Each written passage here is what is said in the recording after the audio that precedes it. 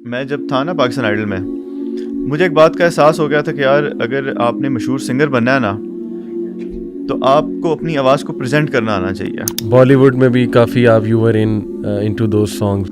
जो कॉन्सर्ट्स होते थे उनकी ओपनिंग मैं करने लग गया, और मतलब कि लोग बहुत तारीफ़ करते थे मेरी आवाज़ की। कि अल्लाह ने कुफ़ार और मुनाफिकीन के बारे में कहा है कि अगर ये माफ़ी मांग ले मैं माफ़ कर दूंगा। अब सिरे से मैंने कोई निशानी नहीं छोड़ी म्यूज़िक की अपने। आज भी मेरे इंटरनेट पे जाके कोई सर्च करेगा तो उसको एक भी मेरा म्यूज़िकल गाना नहीं मिलेगा, लेकिन पहले हालांकि भरा पड़ा था इंटरनेट से। जब भी तुम में से कोई रिपेंट करता है अल्लाह की तरफ जाता है, सही हदीस है, अल्लाह उस शख्स से भी ज़्यादा खुश होता है जिसका कैमल गुम गया हो डेजर्ट में, जिसपे सारा सामान हो और वो कैमल वापस आ जाए। अल्लाह सुब्हानहू तआला उससे भी ज़्यादा खुश होता है। तो ये हो नहीं सकता कि इंसान तफक्कर और तदब्बुर करे और अल्लाह सुब्हानहू तआला उसको गाइड ना करे। इस नतीजे तक पहुंचा कि कुरान जो है वाकई गॉड की तरफ से है। मैं समझता हूँ जो बंदा दीन से दूर है उसका ईमान कमज़ोर है, सीधी सी बात है। कंपनी अगर आप अपनी चेंज नहीं करोगे तो फिर आपके लिए बहुत मुश्किल हो जाएगा। नबी सल्लल्लाहु अलैहि वसल्लम ने कहा there is nothing better for two people in love than marriage. सुभान अल्लाह। मतलब कि लुट तो मची हुई है बहुत ज़्यादा, लेकिन इतना भी एक्सट्रीम केस नहीं हुआ हुआ। जो लोग दीन पे चलना चाहते हैं वो चल सकते हैं। हमने ऐसे ऐसे नौजवानों को शिफ्ट करते देखा अपना लाइफस्टाइल कि हमें यकीन नहीं आता। और एक बस ट्रस्ट था अल्लाह पे कि यार ये चीज़ छोटी है, आखिरत बड़ी है। बाकी गुनाह आपके हो ना हो, लेकिन फिलहाल आपका ये गुनाह है कि आप अल्लाह की फॉरगिवनेस को चैलेंज कर रहे हैं। You are coming from a background कि माशाल्लाह आपका OA लेवल्स है फ्रोबेल इस्लामाबाद से, सिंगिंग का शौक़ हुआ आपको, फिर यूनिवर्सिटी में माशाल्लाह आपने डिग्री की लीडरशिप में। तो नाउ माशाल्लाह you are one of the most sought after नशीद आर्टिस्ट ऑफ मुस्लिम उम्मा, अल्हम्दुलिल्लाह। How did it happen? Ali भाई बस एक टाइम था, आप यकीन करें कि मैंने सोचा भी नहीं था कि मैं मतलब कि नशीद या नात या हमद की तरफ आऊँगा। मतलब कि बिल्कुल दूर दूर तक माइंड में भी नहीं था। मैं तो एक सिंगर बनना चाहता था। और स्टार्ट कुछ इस तरह हुआ कि मेरा भाई था, उसको ना म्यूज़िक का शौक़ था, तो वो एक दफ़ा घर पियानो ले आया। अच्छा। तो वो पियानो बजा रहा, तो एक दफ़ा साथ में बैठा, तो मुझे याद है एक गाना था हिमेश रेशमिया का तो उन दिनों वो बहुत हिट चल रहा था। सही। तो उसके अंदर ना वो एक राग सा आता था आ तो मेरा भाई वो बजा रहा, तो मैंने यही राग जो है ना साथ थोड़ा सा किया। तो एकदम रुक के मुझे कहता है कि ज़रा फिर से करें। तो मुझे समझ आई कि मैंने कुछ अच्छा किया। फिर मैंने दोबारा से वो राग किया थोड़ा सा। ठीक।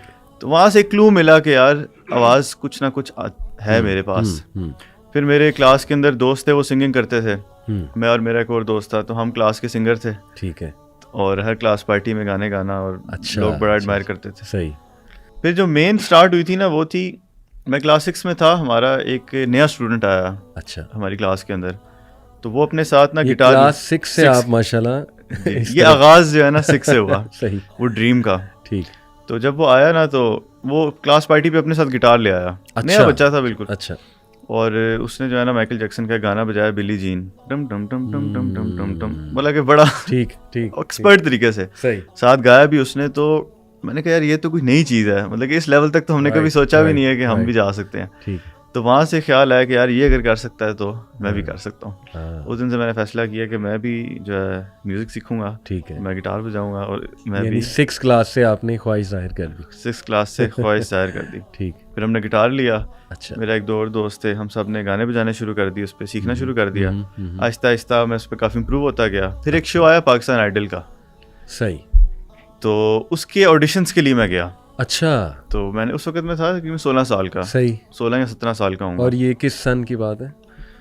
आज मैं हूँ 25 साल का, तो 9 साल पुरानी बात है। 2014। हाँ, 14-15 की बात है। ठीक है। तो ऑडिशन में मैं सिलेक्ट हो गया। इस्लामाबाद से तकरीबन कोई आए थे 5,500 लोग। इस्लामाबाद पिंडी से। ओके। और मेरे ख्याल से मैं सबसे यंग था यहाँ पे। ठीक है। सबसे यंग था। ठीक है। फिर यहाँ पे हमारे 3 ऑडिशन हुए, मैं सिलेक्ट हुआ। ओके। उसके बाद उन्होंने कराची हमें बुलाया। ठीक है। पूरे पाकिस्तान से कोई 80 लोग इन्होंने सिलेक्ट किए। ओके। और कराची में उनका जो है ना थिएटर राउंड स्टार्ट हुआ। सही। तो वहाँ पे तो मैं एलिमिनेट हो गया थिएटर राउंड में जाके, लेकिन इसकी वजह से मुझे ना एक बड़ी पुश मिल गई। ओके। इस्लामाबाद पिंडी में। तो यहाँ पे स्कूल्स में मुझे इवेंट्स मिलने शुरू हो गए, पेड इवेंट्स। अच्छा। जो कॉन्सर्ट्स होते थे उनकी ओपनिंग मैं करने लग गया। राइट। और मतलब कि लोग बहुत तारीफ़ करते थे मेरी आवाज़ की, और कहते थे ये बस 4-5 सालों में आतिफ असलम बनेगा। मुझे याद है एक बंदे ने एक दफ़ा मुझे कॉम्प्लीमेंट दिया था। तो मेरी तो ये जर्नी थी। ठीक। तो मैं तो इसी में सोचा था कि यार क्या करना है ज़िंदगी में, यही करना है, सिंगर बनना है।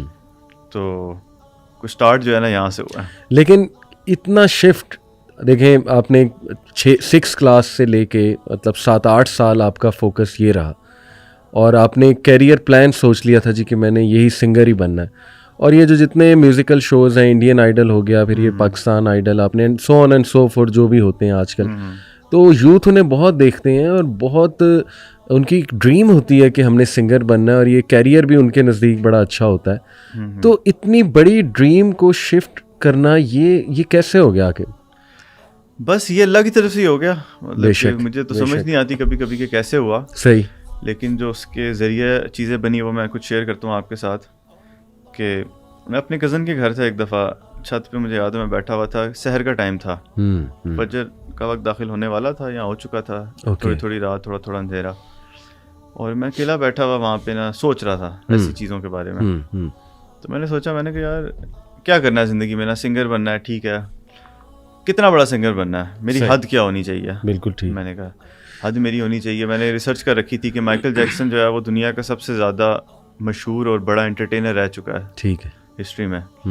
उससे मैं इतना इंस्पायर्ड था कि उसके बारे में था कि जब वो उसके कॉन्सर्ट्स होते थे तो इतनी भीड़ होती थी और लोग इतने क्रेजी थे कि वो एम्बुलेंसेस की लाइन होती थी। बिल्कुल बिल्कुल। अच्छा, फिर एक ऑस्ट्रेलिया में एक मॉल था जो सिर्फ हॉलीवुड सेलिब्रिटीज़ के लिए बना था, वहाँ पे आम आदमी जा ही नहीं सकता। अच्छा। तो जब माइकल जैक्सन वहाँ पे जाता था तो वो मॉल बाकियों के लिए भी बंद हो जाता था, अकेला माइकल जैक्सन वहाँ शॉपिंग करता। सही सही। तो मैं उससे इंस्पायर्ड था। मैंने कहा यार हाँ ये लेवल ठीक है, इस तक मैंने पहुँचना। सोचते सोचते ही मैंने फिर सोचा कि लेट सपोज मैं बन गया हूँ, मैं पहुँच गया हूँ, फिर देन व्हाट।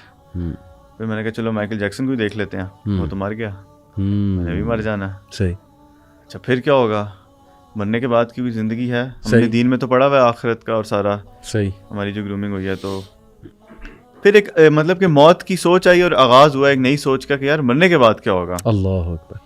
और फिर सोचा कि यार ये मतलब कुछ होगा भी कि नहीं। मैंने कहा ये ना हो कि ये मुझे नुकसान पहुंचा दे चीज़, माइकल जैक्सन तक पहुंच जाऊंगा मैं जब, तो मरने के बाद जो है मुझे कोई फ़ायदा भी पहुंचाएगी कि नहीं। सही। अच्छा मैंने सोचा, मैंने कहा पता नहीं ये चीज़ नुकसान पहुंचाती है कि नहीं, लेकिन एक चीज़ तो तय है कि मुझे फ़ायदा नहीं पहुंचाएगी। क्यों? क्योंकि मैं तो इस दुनिया में हूँगा ही नहीं। अल्लाह। तो फ़ायदा। तो मैंने इसकी एग्जाम्पल सोची। मैंने कहा एक चौथे महल्ले में मेरी बहुत वाह वाह हो रही है आज, लेकिन मैं कभी ना गया ना मेरा वहाँ से कोई ताल्लुक हो, तो मेरे लिए तो गुड फॉर नथिंग है ना होने के लिए मेरे लिए। बिल्कुल बिल्कुल। तो वहाँ से मौत का जो है ना आगाज स्टार्ट हुआ। तो एक थॉट जो है ना, एक सीड मेरे दिमाग में आ गया। ये कब की बात है? ये भी मेरे ख्याल से 16-17 की बात होगी। नहीं 16-17 से पहले की, यानी जो ऑडिशन से पहले कुछ अरसे बाद, कुछ साल 2 साल के टेन्योर के बाद ये थॉट आ गई थी। जब मैं पाकिस्तान आइडल में सिलेक्ट हुआ था उसके 1.5-2 साल बाद ये थॉट आई थी। मतलब उस वक्त तो मैं फुल वो था, उसमें डूबा हुआ था ना म्यूजिक में और अपने इस करियर के पीछे। ठीक है। टू बी ऑनेस्ट करियर के साथ भी इतना वो नहीं था सीरियस में, कैजुअल लाइफ ही गुजरी थी। लेकिन उस वक्त ये सोचा था कि करना यही है, यानी पैशन और ड्रीम आपका ये था। ये ड्रीम और पैशन था। छोटा था उस वक्त तो इतना समझ नहीं थी करियर कैसे बनाना ये, लेकिन इतना जुनूनी था मैं बिल्कुल इस मामले में कि मैं सोचता था कि यही मैंने हर किस्म का म्यूजिक आपने सुना है तकरीबन। ट्रांस जो है वो मुझे नहीं अच्छा लगता था। अच्छा अच्छा। मैं कहता था कि यार म्यूजिक में ना कोई बोलचाल होने चाहिए, ठीक है, कोई लिरिक्स हो, कोई मीनिंग हो उसका। सही। सिर्फ डम डम डम डम जो है वो मुझे नहीं पसंद थी। तो ठीक है। ट्रांस के अलावा वो भी सुना दोस्तों के साथ, लेकिन ज्यादा मेरा जो है लिरिकल जो म्यूजिक था। बॉलीवुड में भी काफी आप you were into those songs. Start मैंने किया था मेटालिका से। सही। क्योंकि जो भी शख्स ज्यादातर गिटार बजाना शुरू करता तो मेटालिका जो है वो गिटारिस्ट उनके बहुत अच्छे हैं। ठीक है ठीक है। वहाँ से शुरू किया। फिर मैंने ये रियलाइज किया, मैंने कहा जिस माशरे में मैं रहता हूँ यहाँ पे मेटालिका के लिसनर्स नहीं है इतने, या वेस्ट के एक गिनी चुनी से लोग हैं, तो मैंने अगर मैसेज में जाना है तो मुझे इनके टेस्ट को समझना पड़ेगा। बिल्कुल ठीक। तो मैंने शिफ्ट करके बॉलीवुड जो है वो। अच्छा अच्छा। आपकी माशाल्लाह ये जो स्टोरी कि नंबर 1 आपके कज़न ने आपको इस तरफ तवज्जो दिलाई कि तुम कितना बड़ा सिंगर बनना चाहते हो। मैं अकेला बैठा था। अच्छा अकेले बैठे? कज़न के घर था। कज़न के घर थे, ठीक है, अकेले बैठे। यानी चलें, इससे साबित हुआ कि इंट्रोस्पेक्शन का जो मेथड होता है कि बंदा अपने अंदर झांकता है, अपने आप से कुछ सवालात करता है। इसको ना आकिब देखें, हमारे रिलीजन में तफक्कुर और तदब्बुर की जो पूरी फील्ड है, I am sure you know about it. तफक्कुर होता है कि एक चीज़ को बहुत डीपली एनालाइज करना, और तदब्बुर होता है कि एक चीज़ के कॉन्सिक्वेंसेस सामने रखना कि यार इसका एंड पॉइंट क्या है, यानी where will I be after doing this thing. तो माशाल्लाह इस केस में आपने तफक्कर भी किया, तदब्बर भी किया, और ये अल्लाह ने कराया आपसे। बिल्कुल। बेशक जिसमें खैर अल्लाह सुब्हानहू व तआला को नज़र आ जाए तो अल्लाह सुब्हानहू व तआला ज़रूर उसे गाइडेंस देते हैं माशाल्लाह। तो ये मैं यूथ को कहना चाहूँगा कि देखो आपकी कोई भी ड्रीम है, जैसे माशाल्लाह आपकी एक ड्रीम थी, लेकिन ये कि इंट्रोस्पेक्शन किया आपने तदब्बर किया कि यार इसके कॉन्सिक्वेंसेस क्या हैं, वो लोग जो इस फील्ड में ऑलरेडी हैं उनकी लाइफ्स क्या हैं, वेयर विल इट एंड, और ये करते करते आप मौत तक पहुंच गए। सुभान अल्लाह, यानी इस लेवल पे आप सोचने लग गए। तो ये हो नहीं सकता कि इंसान तफक्कर और तदब्बर करे और अल्लाह सुब्हानहू व तआला उसको गाइड ना करें, या उसके अंदर का जो नफ्स लवामा है जिसको हम ज़मीर कह लें वो उसको ना जगाए या वो एक्टिव ना हो। सुभान अल्लाह। तो माशाल्लाह बिल्कुल आपने जो है ना वो ज़बरदस्त तरीके से एनालाइज किया इस चीज़ को, and that's why you were able to take such a difficult decision. अल्हम्दुलिल्लाह, अल्लाह ने हिम्मत दी।